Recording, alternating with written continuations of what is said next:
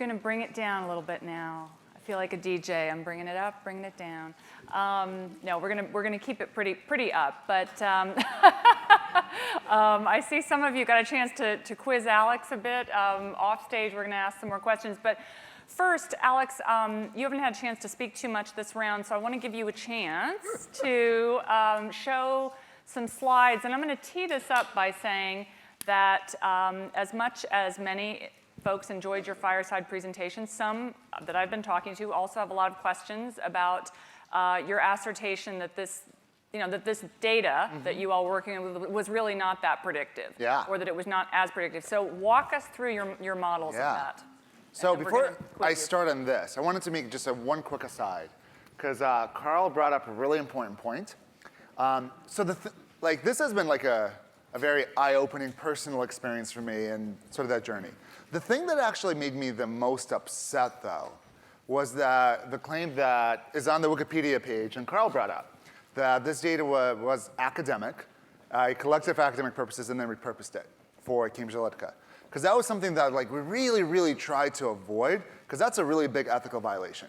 That one we did not miss, right? We missed the whole, people are going to be really creeped out and how upset people get, but the ethics had been drilled into me really, really deeply. And I think, for me personally, that was the most, painful and sad part of the whole thing, that became the perception and the reputation.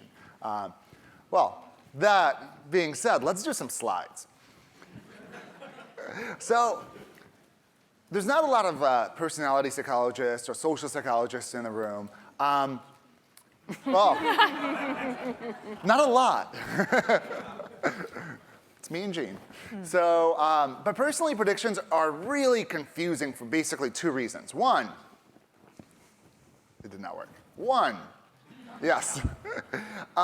We use this kind of arbitrary measure, right? We say hey, on a scale of 1 to 7, with 1 being not at all to 7 being extremely, where do you fall, right? There's no really natural units of personality or happiness or most other complex psychological processes. So we do our best, and our best is something pretty arbitrary. But the problem becomes that since we don't have natural units, is being wrong by 1 point good? Is it bad? There's not a lot of intuitions about that. The second thing is, oftentimes when we talk about accuracy, we talk about correlations, right? And I feel really bad for the journalists covering this, because correlation of 0.3, that is the most non-intuitive thing I know of as far as oh yeah, is that good? Is it accurate, not accurate? We call it a moderate effect in our field, right? A big effect is 0.5, but very publishable. So, yeah, extremely publishable. That you guys can sympathize with. So, okay, so can we do any better? So let's see if we can build up some intuitions, all right? So instead of personality, I'm going to talk about age. And the only reason I'm going to use age is because age has very natural units, years, and all of you have some intuitions about what's a good or bad accuracy on age, right? If I'm tell you I'm 2 years off, it's oh, that's not bad. If I'm 20 years off, you're going to be more it's really far away. But everything we're going to say is true for personality, the exact same sort of lessons. The second thing I want to do is, instead of correlations, I want to talk about mean absolute error. Because I find this is a really intuitive concept. Mean absolute error is basically, I make a prediction about your age, and then I subtract your actual age, right? So if I'm 33, and if I predict I'm 40, I'm off by 7 and do the absolute value. And then if I predict I'm 25, I'm off by 8. You get an absolute value. So the mean absolute error is on average, how wrong are we, right? So the metrics here are going to be different correlations. How wrong are we on average for the average person? OK. So then, boom. So here's a distribution of age, right? And I get this from the census data. So in the United States, age is on average around 40, give or take. And the standard deviation is about 22 years. So for the folks that know standard deviations, it's just to benchmark it. All right. So this is sort of a histogram of, and so you see the most common age is 40, so on and so forth. So let's talk about predictions. So if I know nothing, right, what could I do? Well, I could be well, we've got a mean of 40. I've got a standard deviation of 22.5. So I'm going to create a normal curve with those properties, right? And that's going to be prediction. That is me knowing nothing prediction. And if I do that, I'm going to be about 25 years off. That's my mean absolute error. Pretty terrible. So here's a question for the group. Can you do better than this by still knowing nothing other than the mean and the standard deviation? Who could beat this? Silence, all right. Oh, yeah? Doesn't look like a perfect bell curve. Maybe it's skewed to Yeah. one age. Yeah? But But, that would include extra information, not just mean and standard. yeah? So But I would actually, so I think you're thinking the right way. I would say just guess the mean. What if we guessed everybody in America is 40 years old, right? And then we're off by just 17 years. So we've really reduced it, still knowing nothing, right? Because you're going to be like, all right, well, if I guess everybody's 40, the biggest number of people are right around that mean. And then if we go out, you're protected against being really, really wrong. You're not going to be off by 100 years. Why do you need to guess it? The means of mathematical certainty. Sure. And this is not a guess. It's not- We're not in a Ouija board. It's a mathematical certainty. I mean, who cares whether it's intuitive or not? Okay? Correct. So this is just making, it's a mathematical certainty, but this is like, what can we do in terms of making a prediction about people's age, right? So I've got a room full of people here. I'm just going to assume everybody's the mean, right? And that is actually a better prediction than a random guess with a normal distribution. I think that's the point. And regressions work along this principle. So like all of ML is trying to achieve this. So, okay. So I'm going to transform the data a little bit. So this is the exact same data, but you see the y-axis is expanded up to 2,500? So I just grew the y-axis and just pushed the data down. And I know that's weird to do, but I'm going to do it for a particular reason you'll see in a second. But we're all follow, this is the exact same data, just the y-axis is expanded. All right. So if I have a correlation of 0.3, on the left I have my actual data. This is what the data would look like if you had a correlation of 0.3, made a prediction about people's age. So this looks weird because it looks like a completely different shape than the data on the left. And what happened here is when you have a correlation of 0.3, the graph shrinks. So the model will cheat, a linear model will cheat towards the mean when it has poor accuracy. And it cheats in terms of the shrinkage of the standard deviation as a direct proportion to the correlation. So like the standard deviation for the data on the right is 0.3 of the data on the left. And this is what we initially gave Cambridge Analytica. We said, hey, everybody's moderate in everything. And they're like, well, that is ridiculous, right? We need to know who's low, moderate, and high. You just told me like every American is between 35 and 45. Please do better. So you can do better by spreading the data out. You could literally say, like, you know what? I know the shrinkage. I could just literally move the data points out to see what happens. All right. So the first thing we found was with a correlation of 0.3, our mean absolute error just dropped to 16 years. We barely moved it.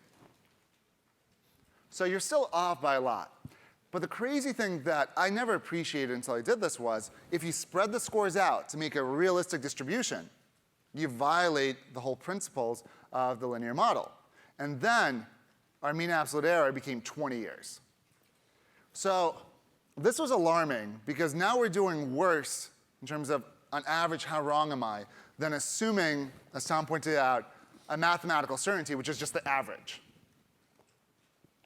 And that was like, OK, well, can we do any better? And this is the data we had. So this is the accuracy we had for personality, around 0.3. We've looked at like if you could do better. Like what if you had a correlation of 0.8, right? And 0.8 is a special line because that is the best you will ever do in predicting personality. And the reason it's the best you will ever do predicting personality is because this is test-retest. If I give you a personality test today and I give you the exact same personality test a month from now, your data will correlate at that line, right? And this is because there's measurement error and all that good stuff. So this is the best we'll ever do. So even with that, you'll see the data is more spread out, and that's good. And so the mean absolute error drops to 10 years. We're still a decade off. And in terms of the adjusted, you're about 11 years off. So this is a lot better, but you're still got a pretty big error. And this is, I guess, a subjective call of like, what's acceptable? I think 10 years off is really bad, right? I still think like, if you told me, hey, I have a highly accurate prediction about somebody's age, I'm just probably up or down by a decade. That makes me a little, and this is the best we'll ever do. What we actually did was I'm off by 2 decades. 0.9, right? Really pushing it to the levels of absurdity. We get into, oh, we're off by 7 years, right? It takes correlations of like 0.95, 0.96 to really shrink this down to about 2 or 3 years. And so, and I've worked really hard to figure out, can we beat this, right? Because there's Dostoevsky a long time wrote about, can humanity be reduced to 1 + 1 = 2? And he lamented this, over 100 years ago, that he was worried we would be heading toward this deterministic future. And at least as far as what we can do as psychologists plus big data, there's no real foreseeable way of achieving this. So wait, first of all, is this the end of your slide presentation? Let's see if I got one more. Okay. 1 second. Oh, yes. Give me one. Okay, 1 more minute. 1 more minute. So, going back to personality, this is the last, so we've talked about age, but let me just give it to you in one other way. Imagine you had to predict whether people are low, moderate, or high in the big 5 personality traits. We got all 5 right for 1% of the people for Cambridge Analytica. That's how often we were right for everybody. We got it all 5 wrong for about 5%.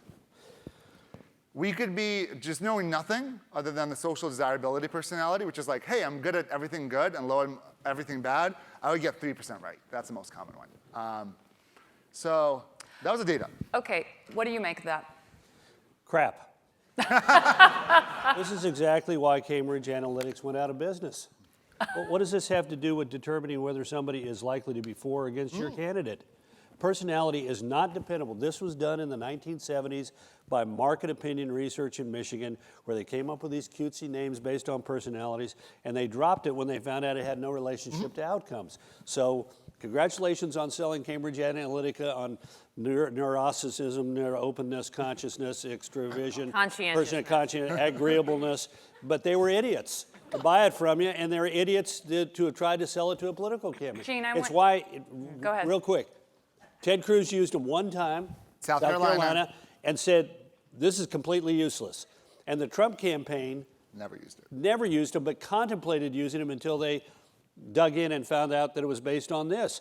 And the only reason that Ted Cruz used it in South Carolina, and the only reason the Trump campaign ever considered using it, is that the underwriter of Cambridge Analytica was Rebecca Mercer, daughter of Robert Mercer, a big mega Republican donor who'd invested in the company. But this has, there's a reason why they had to rely upon prostitutes and honey traps in their foreign campaigns in order to have a winning record of success, because this is crap when it comes to politics. Gene, what do you make of this data? And what does it tell you about, if you can care to venture, about what it says about Cambridge Analytica and its role in the election? Well, I have 2 reactions, which are pretty idiosyncratic to being a personality psychologist. One is openness is actually a reasonably good predictor of liberal versus conservative, isn't it? Correlation of 0.4. Of 0.4? Yeah. That's pretty good. You're still off, by a lot, right? Right. So that's my second point, is you don't have to be right for everybody. You only have to be right for 100,000 people in Wisconsin and Michigan. Wow. And that's an extremely small percentage of the voting public. Yeah, but you know what?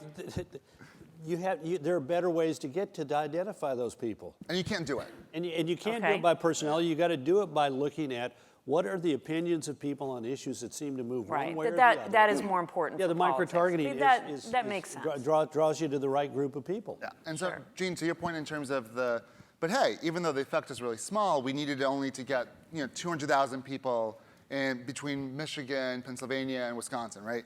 The issue is you don't have that specificity, right?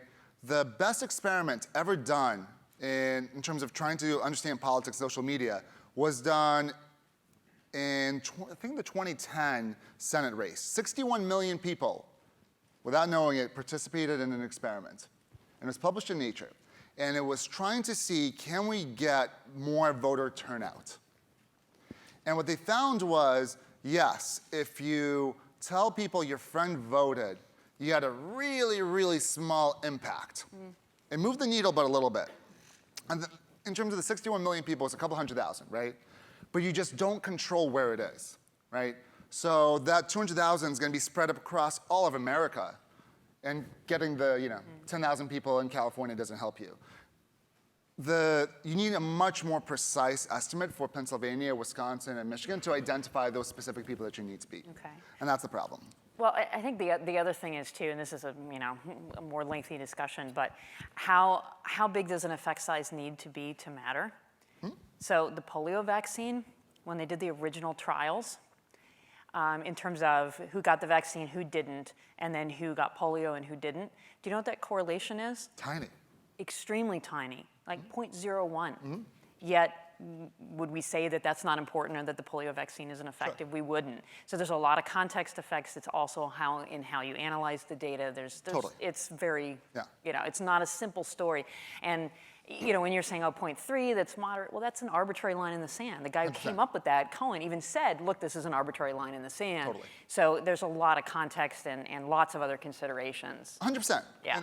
And I agree with everything you said, right?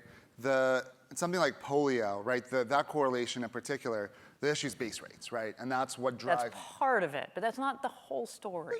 Okay, well, I'll have to double check. My memory is that it was just the skew. Yeah. Go. Yeah, Oh, yeah. we're Yes. about to move on. Yes. And we're going to use most of the rest of the time for questions. But first, I want to ask a couple of polls. I want to ask you all, how many people believe that the Cambridge Analytica Facebook scandal swung the election in 2016? That's interesting. One person. That's fascinating. How many people are worried about disinformation in elections in general? It's interesting. Okay. Let's open it up for questions. There's a lot to tease out here. Let's use the last half hour for you guys. Question up there.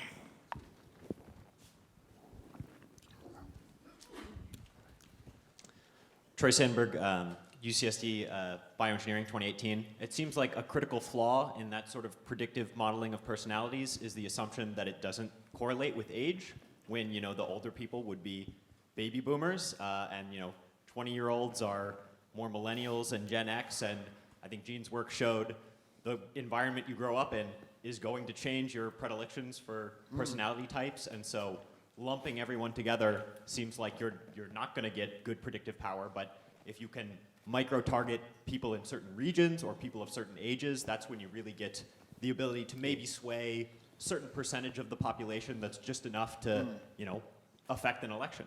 Yes. It's a great question. We had similar intuition. So when we did the modeling, we used page likes first, right? And we got correlations of 0.27, stuff like that. We're like, all right, so this is not good. What else do we have to possibly move the needle? And the two things we included was gender and age. And so they boosted the accuracy, but it boosted into 0.3, 0.35. It wasn't a huge, huge move of the needle. The other crazy thing was that if you omitted the likes, you got to about a correlation of 0.25 just on age and gender. And so the likes don't actually move the needle much above and beyond, I think, to your point. Okay. I want the Democrats to pay close attention to the use of personality as a predictive, and I want them to pour vast sums of money into this. I want them to follow the Cambridge Analytics model. I want them to apply it in every single election that they face over the coming decade. And That is why I'm if not any gonna of be you a in this political room can consultant encourage in him to this do Okay, so, very, do so. very quick comment, and then I want more questions. Yeah, so it's funny because I'll hear from reporters a lot that the conservatives think Cambridge Analytica is bullshit, but the Democrats are really worried it worked and are looking a lot at it, and that's been fascinating. Okay. I want them to look deeper. Way in the back there.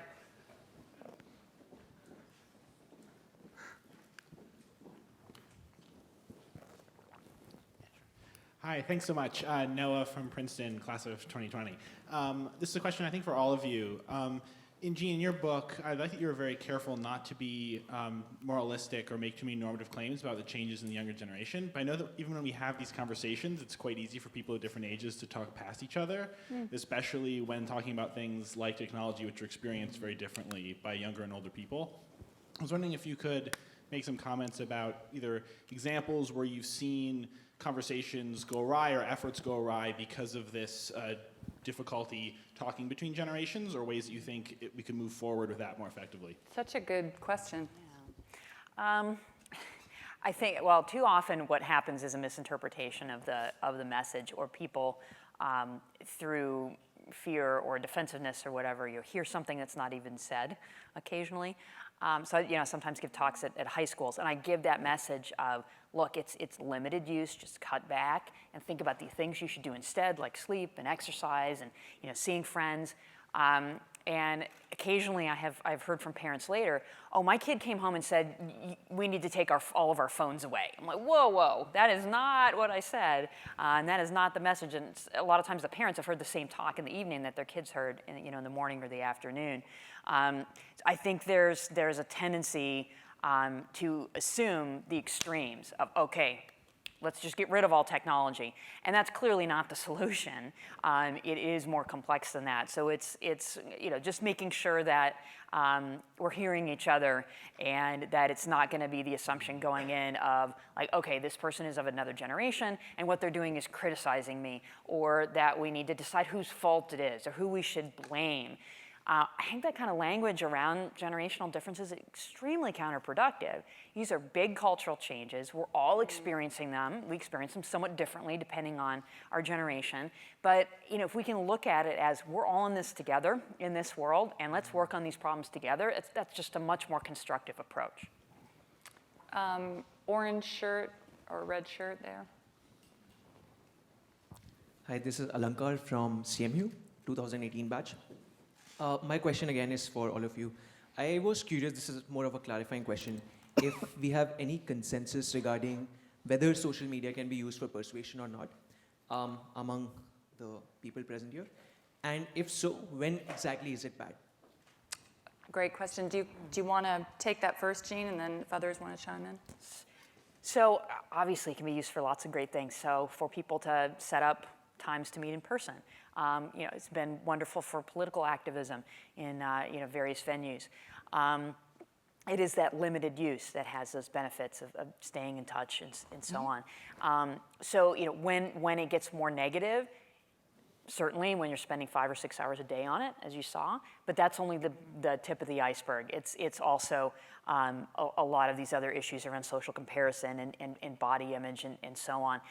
But the problem, the tough thing, is it is difficult to use social media just for setting up things with friends or political activism or the so-called good things, because it kind of comes as a package.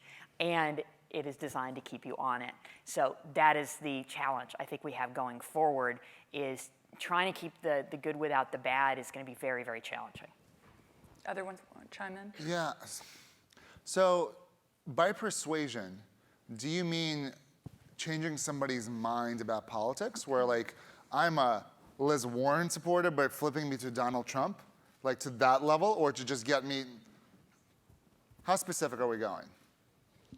So in the political context, what is most relevant is probably the people on the fence. They might be more susceptible to sort of shifting.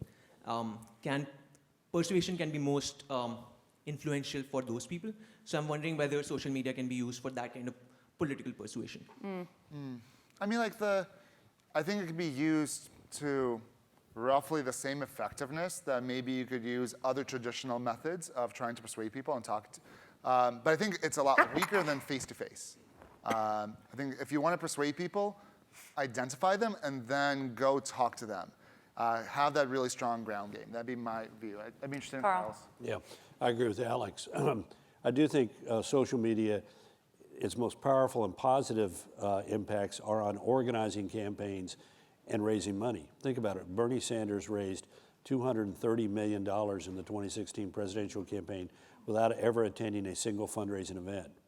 Does raise fundamental questions about the credit system of America, that so many left-wingers can get credit cards, but nonetheless, very helpful in organizing. Now, Wow, I didn't see that one coming. just kidding, no kidding, just kidding. But, and look, I think Alex is right. It's a pipe. And just like mail and radio and television and cable are all pipes through which information can be pushed, so is this one. And I agree with Alex. The most powerful communication is the ground game, again, Mr. Lincoln, point number 3, have the undecided to talk to with someone holding confidence. But I want to, okay, so it's now time for the skunk at the garden party. I have 650,000 Twitter followers. Who the hell are these people? When are they going to get a life? And I do not read Somebody my tweet that. I do not read my Twitter feed because I made the mistake of reading it once or twice. And Twitter somehow empowers people to feel that they can be coarse and vulgar and angry and bitter and nasty. And that's not constructive. You know, Carl, I gotta agree with you there. I don't have nearly as many as you, but I find it disturbing as a journalist. Yeah. I've stopped, I'm just gonna come clean. I'm an old person, but I've stopped reading largely what people are writing about me and tweeting about me. I do have an intern who reads it for me, but you know, every semester I have to get a new intern because it's such a terrible responsibility. Let me make 2 other points about it.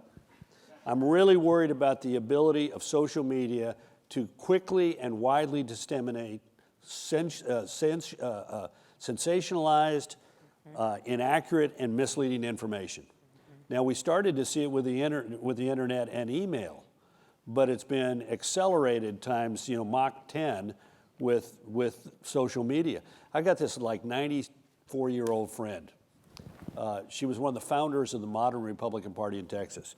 They used to hunt us with dogs, and there weren't that many of them, and she was one of them. And I get these emails from Poli Sal, and they say, Chuck Schumer is the spawn of an alien from Venus. And I have to email her back and say, no, that's not true. Elizabeth Warren ran an abortion mill in Oklahoma City at the age of 17. No, Polly, that's not true. But I see a lot of this information and how it courses through the system. Yeah. There's no editor. Right. And I'm particularly concerned about bots and non-state actors and foreign actors because the Russians were playing around in the last election. They didn't stop at the election. In fact, they were spending more money after Charlottesville than they spent during the 2016 presidential election. And they have been actors in virtually every major, whether it's Ukraine or France or Germany, the Baltic countries, they have been actors, and they aren't the only ones that we got to worry about. We got to worry about the North Koreans, and we got to worry about the Chinese trying to do anything they can to destabilize democracy by pitting American against American with false rumors and innuendo. In 2016, and this goes on the steps of the providers. In 2016, one of the most popularly read, widely read Twitter feeds in America was 10 GOP, TENN GOP, Tennessee GOP. And you know what? The Tennessee Republican Party said, that ain't us. That's not the Tennessee GOP. And they couldn't get Twitter to pull it down, and it turned out after the election is being run out of by former GRU agents and KGB agents in St. Petersburg, Russia. And so we've got to do something. I love how we have the unintended consequence. In 2002, we passed the Bipartisan Campaign Reform Act. And you had the reformers, John McCain and Feingold from Wisconsin, and the First Amendment absolutists, Mitch McConnell, agreeing on one provision, which was the internet is so new and it's such a wonderful thing and we don't want to stifle it, so we're not going to require that political advertising on the internet necessarily carry a political disclaimer. They still don't. So that's how all those Russians got on the internet with ads and representing fake groups, is because all they had to do was send their money in, and apparently paying Facebook or Google in rubles was not a necessary giveaway that you were Russian. They could also get credit cards. Yeah, and credit cards, yeah. See, once again, proving a failing of the system. There's an action item for the thing you guys are going to be writing. Well, right there. Yeah. And Right there. It goes beyond politics. I mean, CDA 230. What are the liability issues for providers in general? There was someone waiting here, hand up in the. Joe had a class of 2003. We talked about changing opinions, but sometimes to win elections, you don't need to change opinion. If you depress turnout votes on the other side, or if there may be some more nefarious activity that may not even show up as necessarily I changed or I convinced somebody, right? And I think that some campaigns have tried some experiments where they were targeting certain groups and were differentiating the turnouts between those two. You mean driving turnout up? Or down. Down. Yeah, I've never seen a successful experiment on driving turnout down. I mean, how do you do that? You know? Cambridge Analytica and personality. That's how you do that. Yeah, there we go. Yeah, let's go back. But I have seen social media.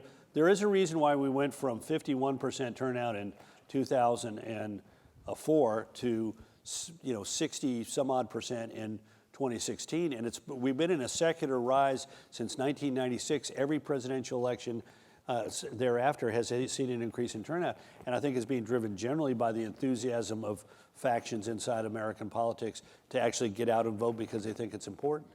And but yeah, social media, particularly going back to Mr. Lincoln's dictum, have the undecideds talked to by someone they hold in confidence, has a huge impact on turnout. Again, 2004. I mean, think about it. Bush gets 24% more votes in 2004 than he does in 2000. And Kerry gets 8,500,000 more than Al Gore did. And it was because each side was emphasizing, let's go find the marginal voter and try and get them ginned up to turn out.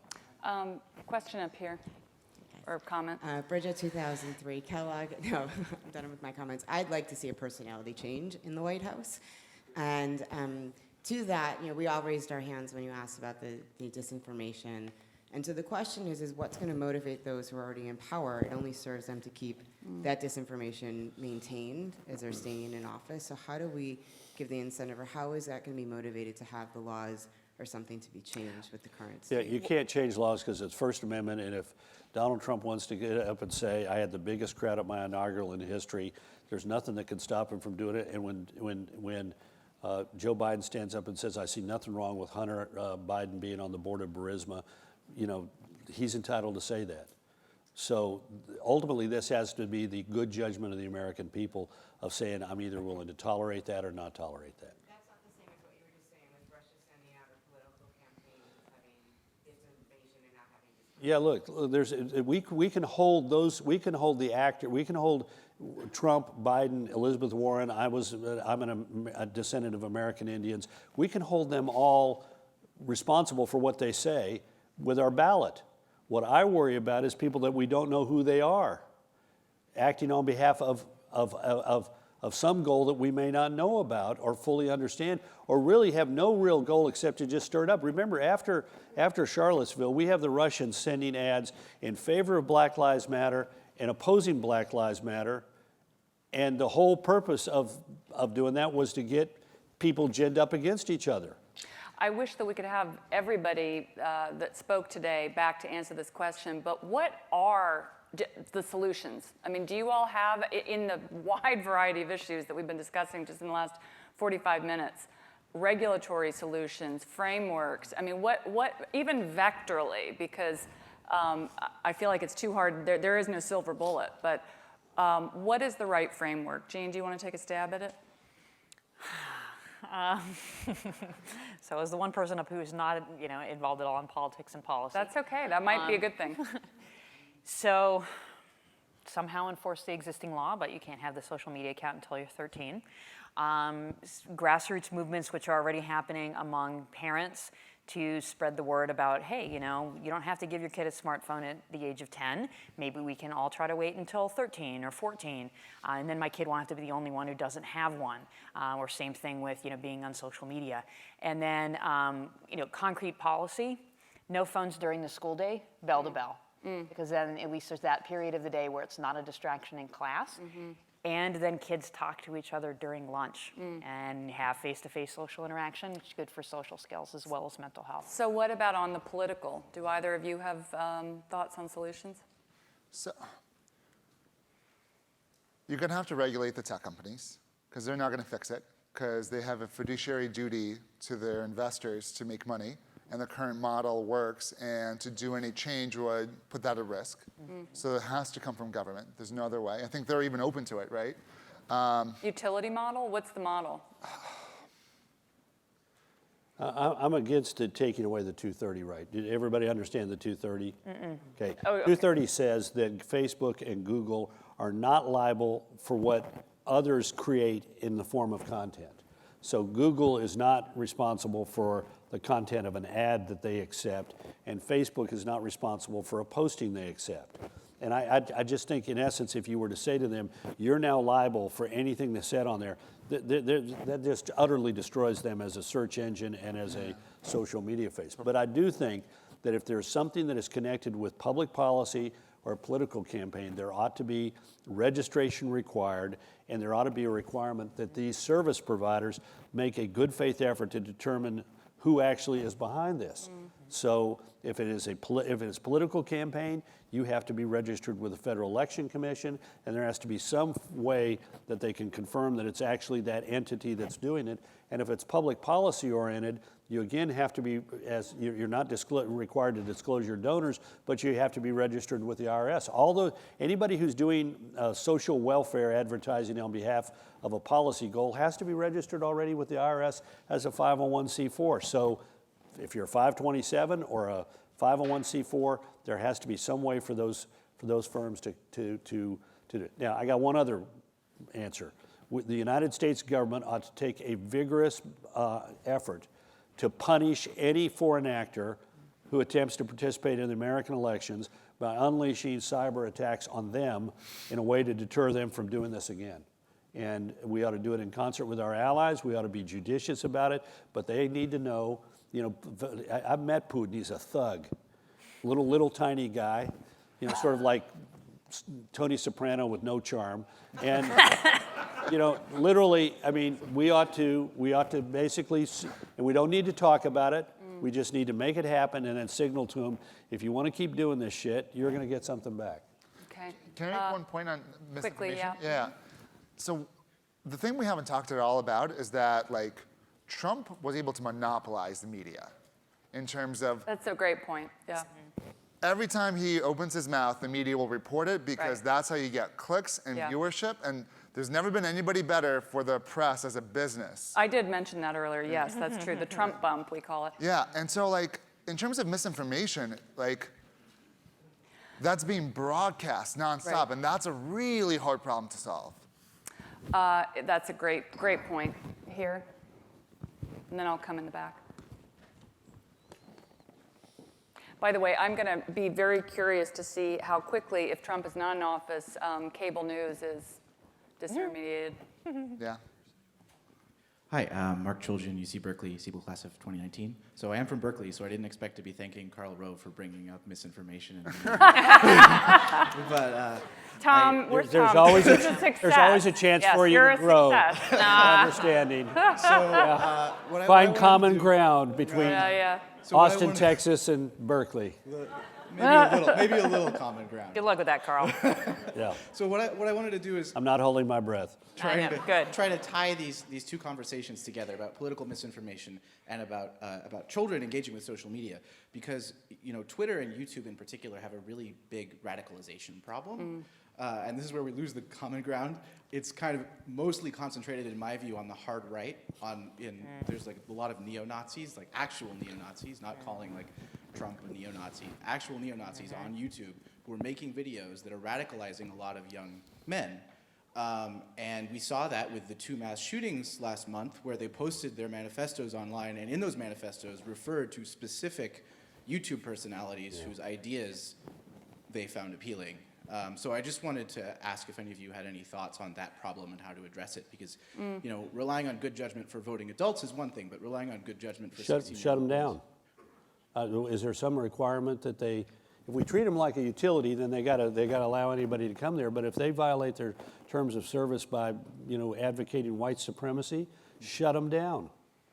We may be forced to accept this is, Tom and I can remember this, the Nazis would march in Skokie, Illinois, about 15 miles north Hate of Illinois there. Nazis. You guys Yeah, remember that? and then, and they would do that because Skokie was an overwhelmingly Jewish community with a lot of Holocaust survivors in it, and they would march. Well, fine, they had a right to march down the street, but my view on YouTube and others is they ought to sit there. You know, you just touched on one. YouTube carries violent Islamic terrorist videos.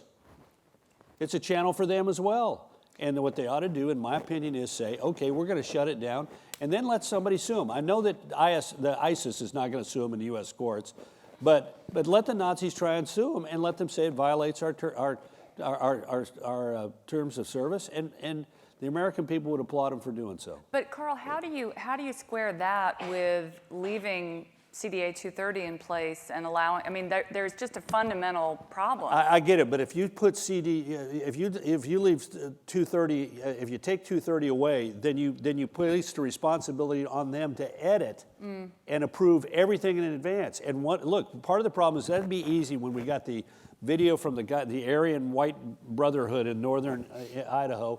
We're not going to put that video up, but then you got something that goes up on Facebook that is distinctly untrue and is planted there by a bot, but it may escape attention because it's not so incendiary. So I want them to continue. Look, there's a lot of good stuff. I got a Facebook page. I got like 100,000 followers. I don't even look at that because people get ugly on that. And my assistant keeps saying, "We need photographs. We need photographs." People don't want to see me. They want to read about something interesting. They don't want to see me, picture me. Yes, but it is weird. I put up this photograph of me bird hunting, and I got like 250 likes. I didn't know you were a bird hunter. What kind of a gun do you shoot? Okay, fine. Wow. 28 gays side by side. It's really cool. So, but there's no simple. If there was an easy, simple answer, we would have done it by now. We wouldn't be still on like hour 8 of this conference. It may feel like hour 8 to you, but it's still hour 2 to you, isn't it? Oh, well, I'm talking the whole day. We've been talking about these things, and last night. Let's go in the back because we haven't had anybody. Oh, there we go. Sorry. Hi, my name's Casey. Quick follow-up question to that. Thanks for that question.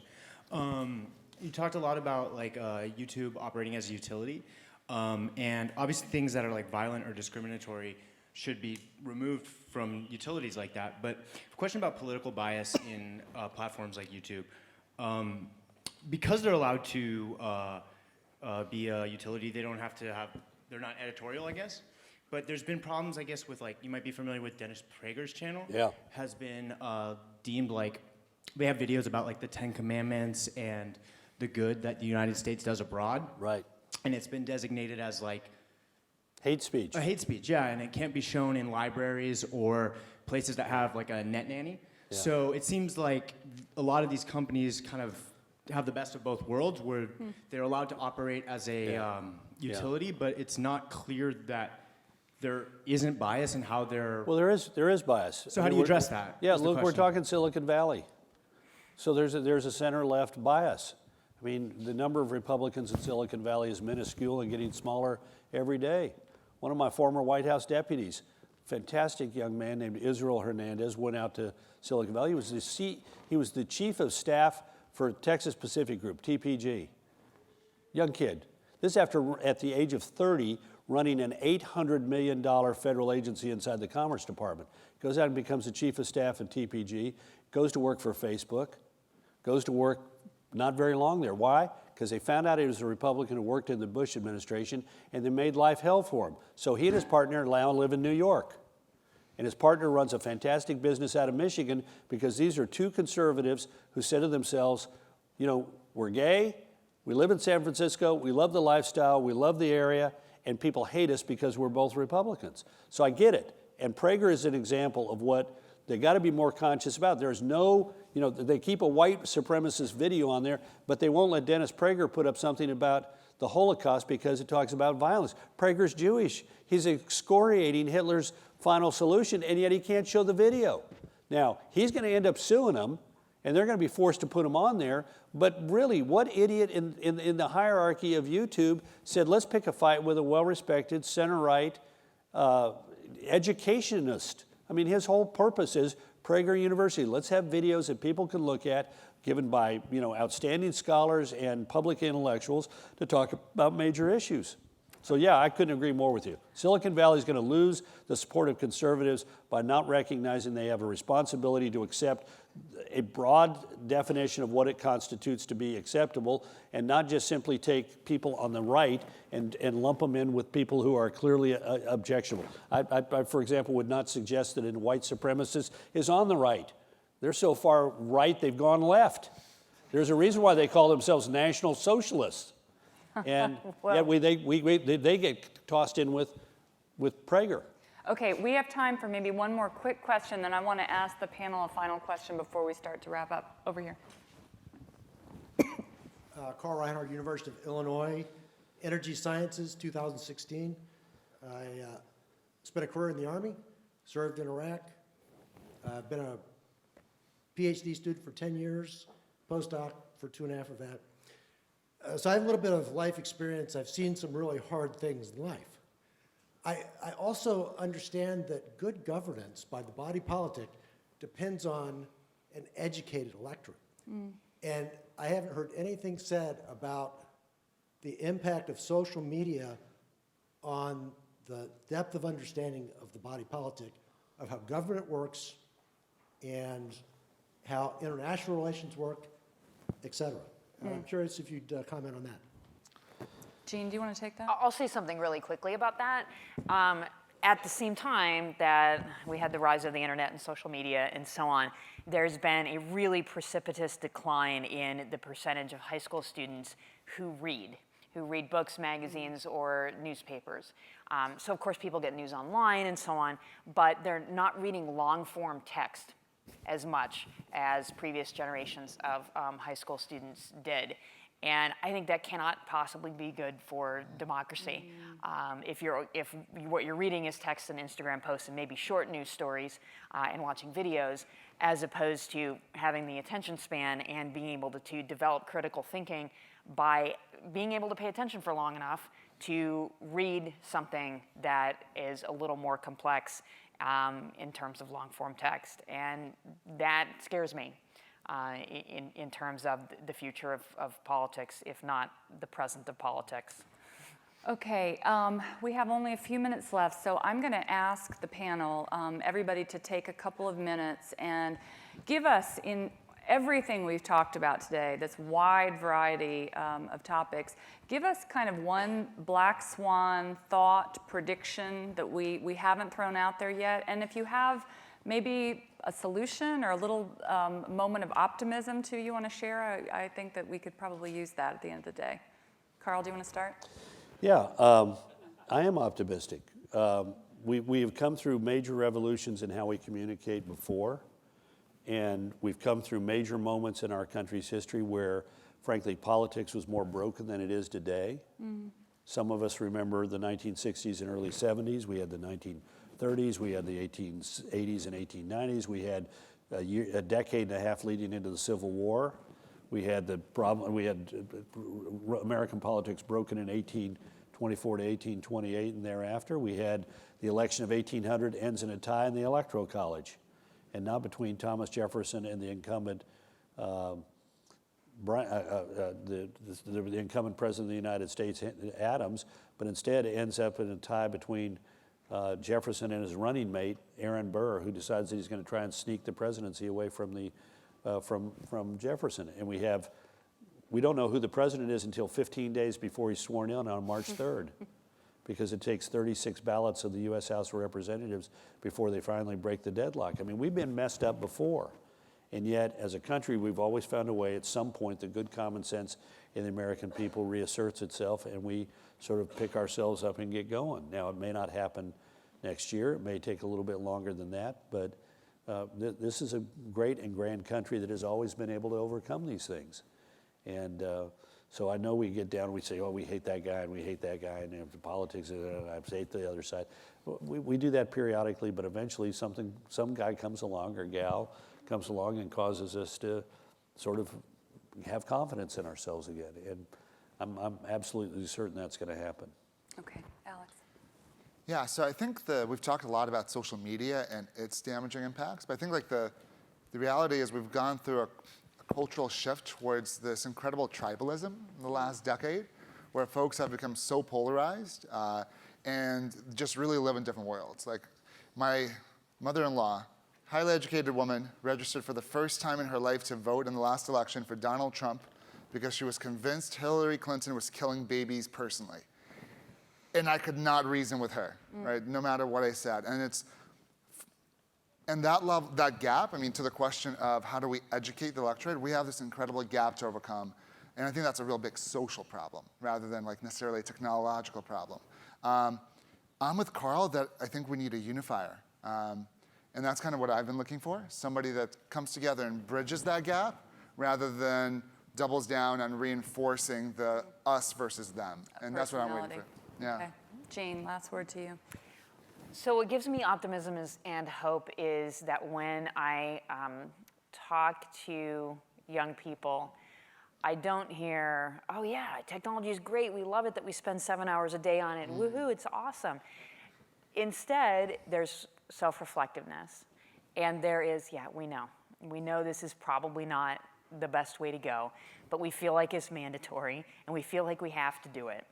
But that's okay, because if there's that awareness, then there can be change, and they can talk to their friends about it, and they can come up with solutions, and they can figure out a way not to give up the technology, because technology is great, you know, we can do a lot of great things with it, but to think more mindfully about how we use our time. Okay, well, I'll cap this off again, not to wrap too much of a bow around things, but one of the things I feel optimistic about is I come to a lot of these conferences, and I've been, since I've been writing for the FT the last 3 years or so, I've been covering a lot of these topics, economic, political, and cultural, and this is the most sort of de-siloed, both interdisciplinary, but also politically, conversation that I've been to of this sort. So I want to thank Tom for putting it on. I want to thank you guys, and I want to thank our panel for being here. Testing 1, 2. Okay. Well, I think we can comfortably declare victory on that event. Please thank Rana and all the panelists for such a wonderful discussion. Okay, so game on. Tonight we have an incredible evening planned with entertainment being provided by Grammy Award-winning multi-platinum powerhouse Maroon 5.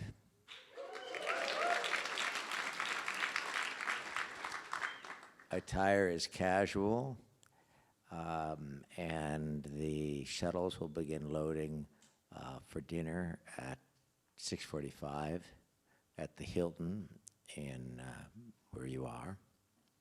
And then we're going to head over to the Field Museum. If you've never been there, it's a really cool place, and it'll be even cooler tonight.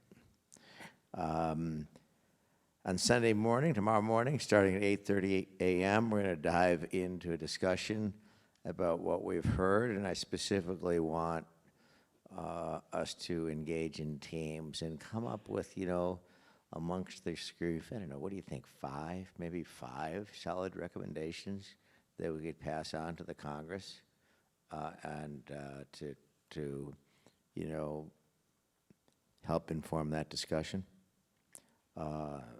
Right now, we have the shuttles waiting outside to transfer you back to your hotel to take a little downtime. And ladies and gentlemen, thank you for the wonderful event and wonderful interaction today. I think we can be all confident that we got the job done and we got it done in style. So thank you for that.